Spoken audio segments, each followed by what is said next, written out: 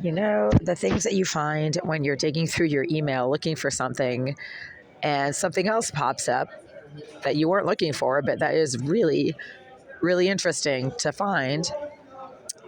And it's just kind of mind blowing right now.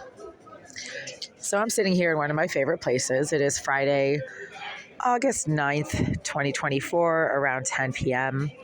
I've had a really long week and barely left my unit because I was busy hammering out a 10-page legal brief that probably nobody's going to read, but that was required by the court, and I had to turn it in by Thursday at 12:01 a.m., which was yesterday.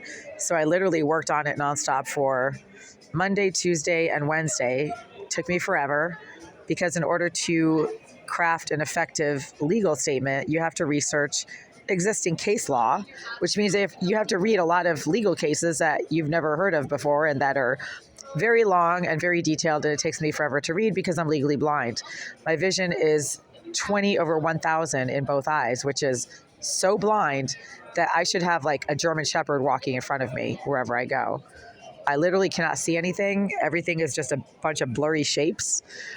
And so when I have to write my own legal papers, it takes forever, and they're still kind of sloppy and disorganized because I forget that I wrote something and then I'll write something else that's very similar, and then I won't see that I already wrote the first one, and et cetera. Anyway, but one of the things I keep saying, and that nobody believes me because they're stupid, know nothing about me, and never will.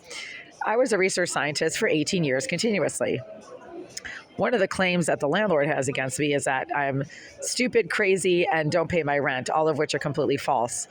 I actually do pay my rent. They just don't accept my rent payments because the landlord doesn't like that I occasionally have to rely on grant funding to pay my rent.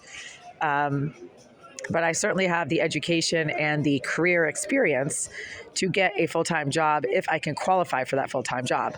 Blind people do not make good scientists, but I was not blind up until a few years ago.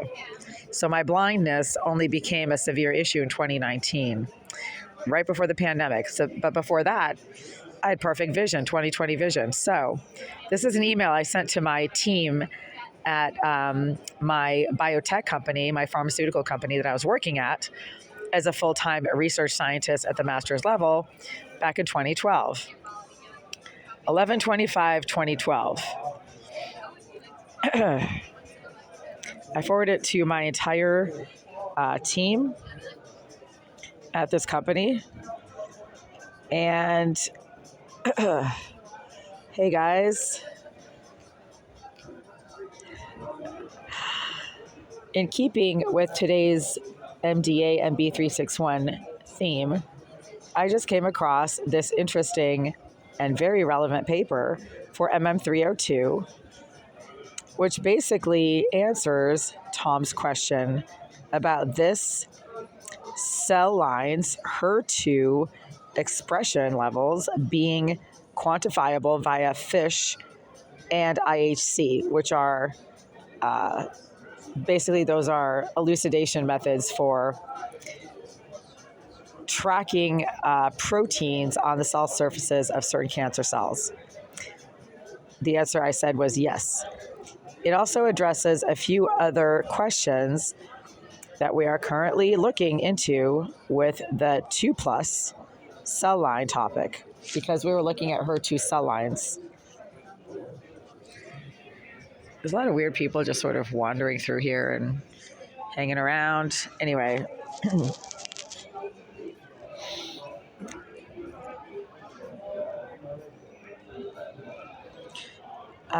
And this addresses the issue of trastuzumab, which was a generic drug of cancer, killing properties that we were trying to mimic.